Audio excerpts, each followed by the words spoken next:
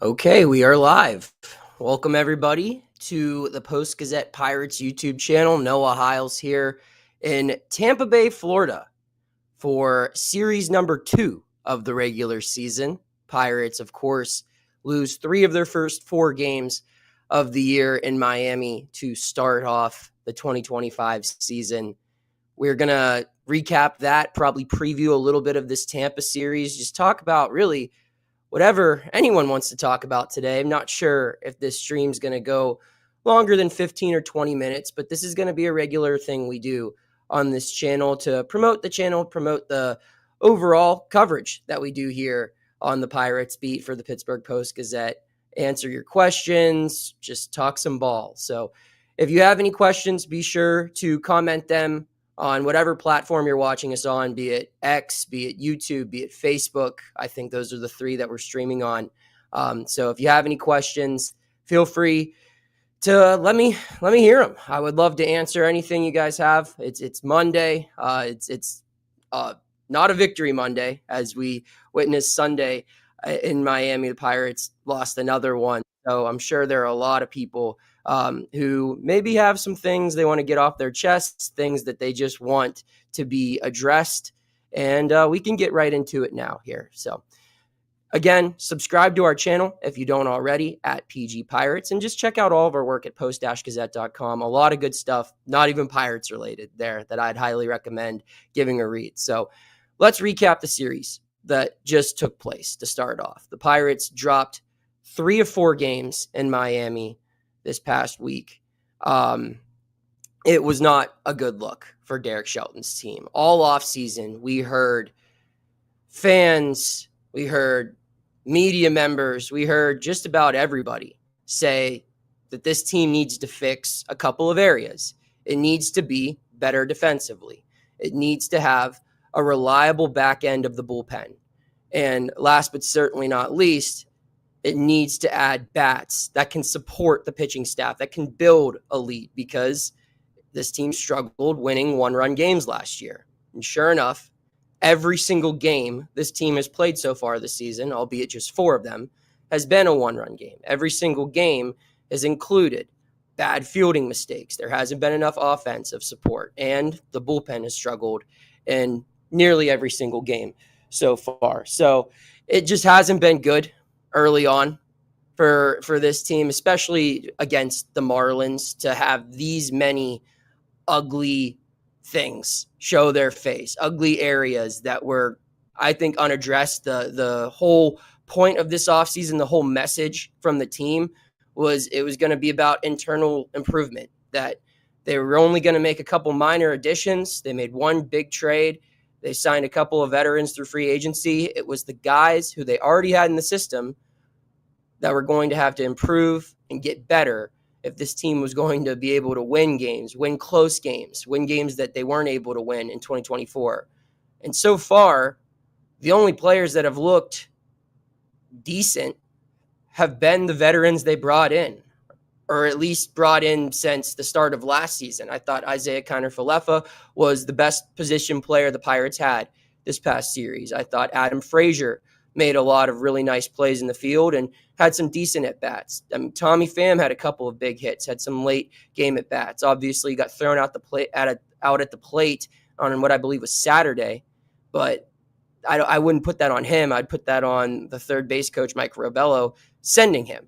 So the veteran players I thought have looked decent. Andrew Heaney, Caleb Ferguson, all of these veteran newcomers I think have been their best players so far. And it's ironic that the guys that they expected to win them games, the guys who needed internal improvement, have cost them. Yuan Bay has cost them. Oneil Cruz has cost them. Jack Sawinski has made mistakes that have, I wouldn't say cost them, but certainly didn't help. And then, of course, the back-end bullpen guys, Colin, Holderman, David Bednar, not ideal starts to this season. So I don't know what needs to happen to get the most out of these players, to get more from the guys they're relying on. I think it's a little bit more than coaching at this point. Like I've seen them do drills.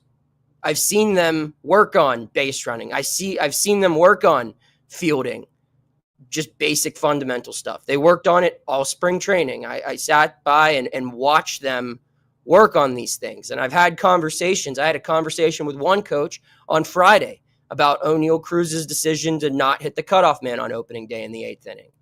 And he said that it was addressed, that players and coaches talked to him, and he was going to learn from it. Sure enough, the next time that situation arises, he does the exact same thing. So is that on coaching? I don't know. Maybe they're not getting through to him, but at the very least, they're addressing what needs to be addressed. They're talking about it. They're instructing it. It's just not getting through. So those are my takeaways. That's my analysis on the series. It's just, it feels like August and September of last year just never ended. Like the offseason never happened. Spring training never happened. And we're just continuing where we left off last September. That's what it felt like watching those 4 games in Miami. So we got some questions here. We'll get into them. Bill wants to know. Bill in Temple asks, any news on Nick Gonzalez's ankle? Not yet. I would expect an update sometime this series. Maybe today. Maybe if not today, I would say tomorrow would probably be the more likely, or Wednesday. I know Nick was sent home Friday back to Pittsburgh to go see a foot specialist. So I can't, obviously I'm not a doctor, so I can't begin to assume what's going to happen here. But I mean, when you see the word fracture next to the word ankle, it doesn't seem good. And this is something that I think that Nick really tried to battle through.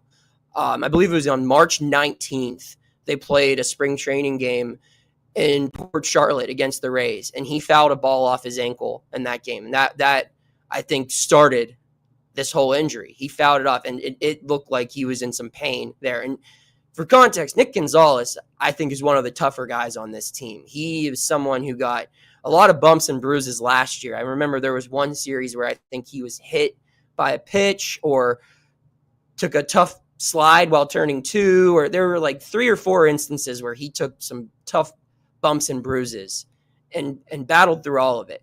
So this is one of the tougher guys on the team. I think he tried to play through this injury for the remainder of spring training, and we saw him play on opening day. And it's kind of ironic that something finally had to give, and it gave out after he hit a home run. He hits the 2-run homer, and you see him limping around the base paths. And that's the last we saw of him in that series.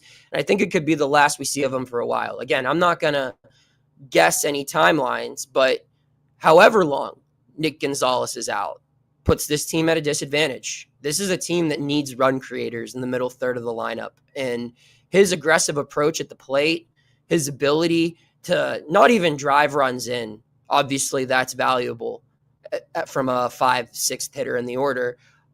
But it's more just being able to execute in those high pressure runners in scoring position situations. If there's a runner on second with no outs, you feel confident when Nick Gonzalez is at the plate that at the very least that runner's getting moved over to third base. He's going to hit something to the on the ground to the right side if he doesn't get a base hit, if he doesn't hit something deep enough for the runner to tag. If there's a runner on third with 1 out, Nick Gonzalez, you would feel comfortable or confident that he can hit a fly ball deep enough to get a sacrifice fly, or to hit a ground ball to the middle infield as opposed to the corners and create a tougher play home. And more often than not, the defense will just secede that run. They'll give it up. So Gonzalez is a guy that they're going to miss, even if it's for a couple of weeks, a couple of games, a couple of series, however long he's out. That's a big hit to this team because they don't have a ton of everyday reliable bats in their order. Obviously, they have Reynolds, they have Cruz, Kutch. I don't know if you can classify him as an everyday guy because he's going to need some maintenance right now. Just with his age, he's going to need some off days. Gonzalez is a guy that they need to play 140 games. And this injury might prevent that. So they're going to miss him big time. We'll have more updates, though, on the specifics of what exactly is wrong and how long we can expect him to be out we'll have updates on that. I would assume sometime this series. Ryan T wants to know, who is the next man up at closer if Bednar does lose the spot? I don't know. I don't know if the Pirates know, honestly. We'll talk more about Bednar right now, though. I'm glad that this was brought up. So let's look at Bednar's 3 outings, okay? He pitched on Friday. He pitched on Thursday, he pitched on Friday, and he pitched on Sunday. We'll start at the Thursday outing. I believe he only faced 3 batters. He issued 2 hits and an intentional walk. The first at bat, he allows a hard hit ball to deep center field. A play that's probably going to be a hit, even if Oneil Cruz gets a better read on the fly ball, which he did not. He had a bad read on the ball, and perhaps the bigger mistake was that he played it terribly off the center field wall. He got too close, the ball bounced past him. Reynolds had to be there. Thankfully, he was backing up and got the ball in, but a hit that should have been just a double turned into a triple. So right there, that extra base that his defense kind of gives him, or gives away, I should say, puts Bednar in a tough spot. Pitching with a runner on second and no outs compared to a runner on third with no outs is just a drastically different situation, especially when it's a tie game in the bottom of the 9th inning. You have no room for error. And that's tough for a guy who, let's be real, his confidence has been tested over the last 13 months. That's just not an ideal situation. Now, you're the closer, or at least the guy who's been tasked with pitching in the 9th inning in 3 of the 4 games this year. So that's your job, is to, say, tough cookies. I've got to battle through this. I've got to find a way to get through it. But that put him in a tough spot. So they intentionally walk the next batter, runners on the corners, no outs. And you have to pitch entirely different in a strategy to, I believe it was Stowers. And he hits a ball that, again, probably would have been a hit, probably would have scored Lopez to begin with. But it's hard to judge him in that specific at bat because he's pitching from a place that he shouldn't have been in. We'll fast forward now to the next day. No real excuses for how Bednar looked Friday. For all of the caveats that I just listed for the first game, he looked bad the second game. Immediately comes in, puts a runner on, 2-run homer. It's a 1-run game. Granted, after the home run, he locked in. He got a couple of ground balls, got a strikeout, got the save. Mitch Keller said after the game, who gives a expletive on what it looked like, a save is a save. That's a fair mentality to have if your guy has been reliable, has not had a year's worth of struggles, but Bednar has. So I can see why people would be frustrated after that one, would be frustrated in general. And then we get to Sunday. Sunday, out of all 3 outings, I think was the least of his fault. You can fault him on Thursday for allowing the hits. I mean, he allowed 2 hits that would have been hits regardless of defensive positioning and defensive execution. That's just the fact. I mean, Friday, he allowed the home run. That's on him. I don't think he did a lot wrong on Sunday. Look, the infield hit, it's an infield hit to a Gold Glove third baseman. I don't know what more you can do. It was soft contact. That's just luck for Miami. The stolen base puts Bednar in a tough spot where Endy not only fails to throw the runner out, but sails his throw into center field. And once again, Bednar's in a situation where it is go ahead run 90 feet away, no outs. Now he bounced the splitter in the dirt. Endy blocks it, but the ball gets away. I don't know if he has to have that block. I would put that one on. If there's one real mistake that Bednar made, it was just bouncing that pitch. But that's a pitch you got to keep in front of you. You can't let it get away. And it's tough. And I know it sounds like I just made 5 minutes worth of excuses for David Bednar. And I'm not. I mean, I'm willing to acknowledge that David Bednar has not looked good in quite some time on the mound. It's hard to feel confident that whatever lead the Pirates have will be maintained when he's entering a game based off of his recent track record. I get that. But to say it's just been all on Bednar when he's on the mound this season has been, it's false. He's been the victim of bad luck, not only in these regular season games, but even in a couple of his spring outings.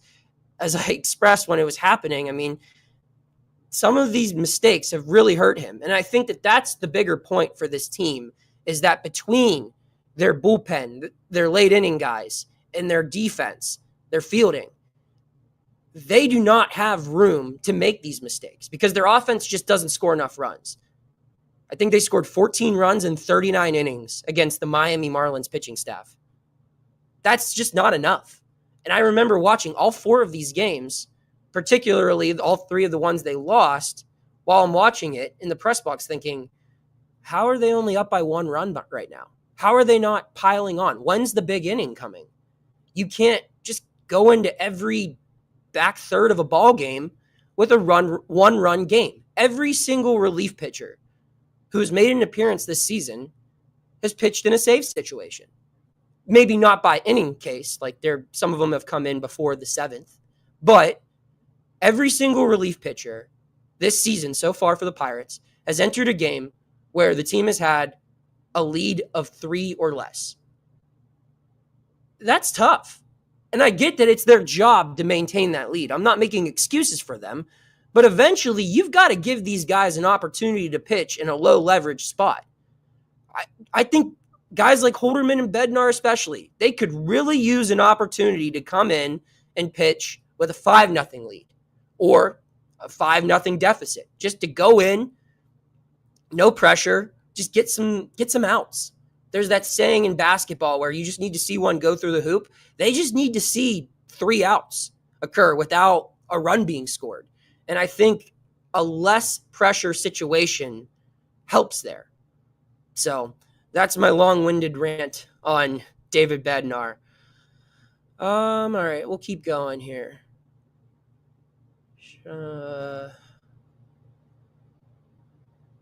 Yeah, we've talked about the sloppiness of the play. I apologize as I'm looking through all of these. I went on for a little bit of a rant there, so I want to make sure I get to the questions that we can talk about. David Robertson. All right. Ryan asks, is David Robertson a realistic signing Pirates could pick up for a bullpen that seemingly needs help? Realistic timeline for Nicholas to be back up? I don't see them going out and making any external moves, Ryan. I don't think they need to right now. And I don't know if it was mentioned in this chat or if I just saw it on social media right before I came in here, or right before this started. But this team actually, if you take away just Bednar and Holderman, and I know that's a big if, but the other relievers who threw in Miami I thought looked decent. Justin Lawrence looked solid. I know he allowed the 1 run, and I believe that would have been Saturday. But again, that was more on the outfield defense kind of putting him in a tough spot. Granted, the run still charged to him, but his next outing on Sunday looked a lot better. I thought Ryan Barucki looked good this series. I thought Dennis Santana, he couldn't find the strike zone in his 3 batters he faced on opening day, but his next outing looked really good. Caleb Ferguson, I think, has been really good. He's thrown 3 scoreless outings out of the bullpen. Joey Wentz battled in extra innings. I know he took the loss on what that would have been Saturday, but I don't know if you can pin that on him. One, because he started every inning with a runner on second base just because of the extra inning rules. So I think Joey Wentz looked fine. Tim Meza, we have hardly seen throw at all so far. But yeah, the rest of the bullpen, aside from Holderman and Bednar, haven't really given much reason to be concerned. And I think that regardless of what reinforcements are deployed and where they're deployed, there are better reinforcement options internally compared to last year. There are guys in AAA right now, Nicholas being one of them, who I'll get to, Tanner Rainey being another, Eddie Yeen is a guy that I think we'll see a lot of this year, and eventually Dari Murrieta, who's still recovering from Tommy John. He'll probably be back, I would assume, before the All-Star break. I mean, those are 4 guys right now that can help. And I could see all 4 of them pitching, I don't know if in the 9th inning, but I wouldn't be shocked to see any of those 4 names getting some run in the 8th inning at some point this season. So there are internal options. That's why I don't think they need to go external right now for bullpen help. I would think more if they're going to make an outside move, an outside addition via waiver wire, via very early trade, it's got to be offense. I think maybe even first base. They don't have a true first baseman on the team right now, and they only have one in the organization, and he's injured. The guy they traded for this offseason, Spencer Horowitz. So I think that would be their external addition. But as far as Nicholas, I think he'll be back sometime in April. He didn't look good in his first outing in Indy. I don't really care. I think we know what Kyle Nicholas can do. I think we got a good enough look of him in the big leagues last year that he proved himself worthy of being a major league reliever, being worthy of opportunities to pitch leverage. I wouldn't say you can put his name in Sharpie for the 8th or 9th, but I think he has the stuff to do it. It's just location. Again, not a good first outing in Indy. I believe he was tagged for 3 runs in an inning, but I don't really care. I think that Kyle Nicholas is just as good of a reliever, and his ceiling is higher than just about anyone in this bullpen right now. So I expect him to be back here sometime this month. I think the first time there's an injury or they need an arm for whatever reason, we see number 66 back in the bullpen. Him and Tanner Rainey. I think both of those guys, those could probably be the first 2 call-ups for pitching. First call-up for hitting was, of course, Valdez, who got promoted because of Gonzalez's injury 1 game into the season. So let's keep looking here. We've got here, we got a question from Benjamin here. Any updates on Horowitz's injury progression? Yes. Not anything groundbreaking, but I did talk to Spencer, I believe before Saturday's game, just asking him what he can and can't do right now. So he's pretty much 100% cleared in the field. I watch him field ground balls. He says he's able to throw now. He's complete throwing status. I see him doing base running drills. It's the real holdup right now is just on the offensive end of his game. He's hitting soft toss, front toss, side toss. For those who don't know what that is, front toss is when a coach will stand behind a screen and underhand a baseball to someone up close, and they can just work on swing mechanics in an enclosed environment, where side toss is when the same thing happens, but from the side. So Spencer's a left-handed hitter. Coach sits on a bucket and tosses baseballs from the right-handed hitter's batter's box, and he works on that. So that's basically what he's doing right now. He says he doesn't have a huge timetable, but the next step is hitting off velocity. That would mean hitting off the pitching machine. That would take, per Pirates Senior Director of Sports Medicine, Todd Tomczak, I think that would be a couple of weeks of doing that, hitting velocity off the pitching machine. Then it would be live BPs.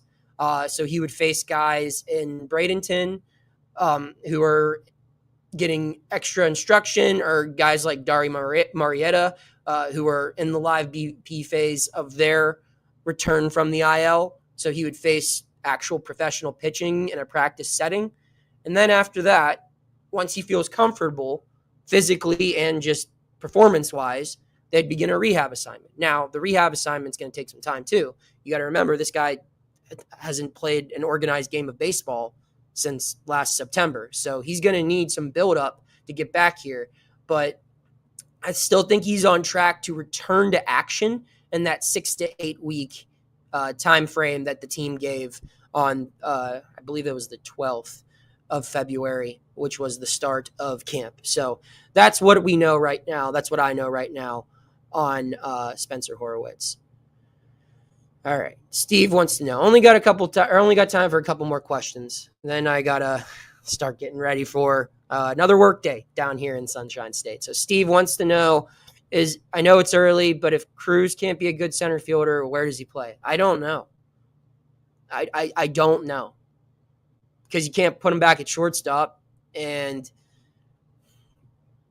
I mean, I guess the next move for him is corner outfield. But I think there's a bigger issue at hand if you're going to make another move here. I mean, what kind of message, what are you doing to a player's mind if you're changing his position twice in a year? And I'm not saying that would be the incorrect move. If he can't handle center field, they've got to figure something else out. But he didn't want to do this to begin with. He has embraced it, to his credit. He seems like he's working at getting better. The results obviously have yet to be shown so far this season. I thought he looked fine in the final however many games, 20 games he played there in September of last season, but he's working at it. So I think they got to give him time. But if it doesn't work, then yeah, I think you move him to the corner outfield for then. It's tough to justify putting him. I know a lot of people have suggested, oh, why not put him at first base? Why not make him just a full-time DH? But right now you can't do that because you need McCutchen's bat in this lineup, and McCutchen just can't play in the field. Now, next year you could potentially make him an everyday DH, but you're wasting athletic ability there. Like that arm needs to be somewhere on the diamond. And it's just frustrating because, again, I see the stuff they're having him work on. He's on the field more frequently pregame than most of his teammates. Even in spring training, I saw this guy showing up very early, staying after practice. Like trust me, I've seen him putting in the work. It's just for whatever reason, in those late game settings, it goes blank up there. The term that Shelton and McCutchen used last night was the game speeds up. And I didn't play Major League Baseball, but just even playing in high school, you kind of get what they're talking about there, where it's like, or just in everyday life, when things get chaotic, when you've got a million things going on, it feels like the world can be moving 3 times as fast as it normally does, right? And in order to get through those moments where it just seems like everything's flying at you all at once, you have to be able to kind of compose yourself, to take a deep breath and say, all right, let's figure out how to get out of this situation, how to get better, or at least get through it. And he hasn't been able to figure out how to slow things down just yet. Especially just in this Miami series, to make the same mistake twice in the first 3 games in a late inning situation. That's a tough look. Because again, I know for a fact that was addressed by both teammates and coaches in the clubhouse after Thursday's loss. And so he knows what to do. It's just applying that knowledge when the situation occurs. So maybe after the second time doing it wrong, he'll figure it out. Maybe he can cut down on these mistakes moving forward. It is still early. It is still 4 games. And to be honest, they don't have a real choice. They don't have another option. Who else are they going to play in center field if it's not him? They don't have another center fielder. Do you want Ji-Hwan Bae out there every day? Do you want Jack Sawinski out there every day? I don't. Tommy Pham? This is their center fielder, and they've just kind of got to accept the growing pains that are going to come with it. So, final question here comes from Miles. I asked because we see and hear so much about Matt Haig and Vogelbach, but nothing much from the pitching side. Oh, what was this question? Oh, is Strom having much of a vocal influence on the staff? This is an interesting one to end on. Thank you for asking, Miles. Strom, I think so. Again, it's hard to judge any coach's impact, any new coach's impact, when they've played 4 games against the Miami Marlins. Like, we're going to need more time before we can compare their bodies of work to their predecessors. Or in Strom's case, I mean, this was a position they created, so I don't even know what we could compare it to. But you do hear a little bit about Strom. Like, his name kind of gets thrown into conversations without me asking about him. He's an interesting guy. He is kind of like a ghost in a way. You do not see him around very often. Now, he's around the team, but when the media is around, I think this is a guy who wants to kind of lay low. And I get why he doesn't want to steal anyone's shadow or look like he's holding any bigger of a role than what he is. But not a lot of people have got to talk to Strom yet. And that's interesting to me, where the other guys, and I'm not saying the other coaches are jumping at the bit to get attention from the media. That's not what I'm insinuating here. It's just more, I think Strom is intentionally kind of laying low, and he wants his impact on this team to be seen but not heard, I guess. I don't know if that was the best way to phrase it, but just he's trying to keep things very low key right now. But that is a storyline that I'm following, and I'm going to try to learn more on how exactly he's impacting this team as the season progresses, because I do think there are individuals and just certain areas with this pitching staff that you can kind of get a sense of his fingerprints on already, but I don't want to give it credit yet just because we've only watched 4 games. So I'm Noah Hiles. You can check out all of my work at post-gazette.com. Head there. We've got great coverage on everything, not just Pirates baseball. Follow us on all of our social media platforms. We're on X, we're on TikTok, we're on Facebook, Instagram, and of course now we're on YouTube. So check out everything there. Subscribe to this channel if you haven't already. At PG Pirates, we'll have more coverage for you. We're 4 games in, got 158 remaining. It's going to be a long, interesting journey. We'll have you covered every step of the way. So thanks for tuning in. That will conclude today's live stream. I'll see you at the ballpark in a couple hours. Thank you for checking out this content from Post-Gazette Sports. If you watch this video on YouTube, please like the video and subscribe to our channel. For all of the sports coverage the Post-Gazette has to offer, visit post-gazette.com.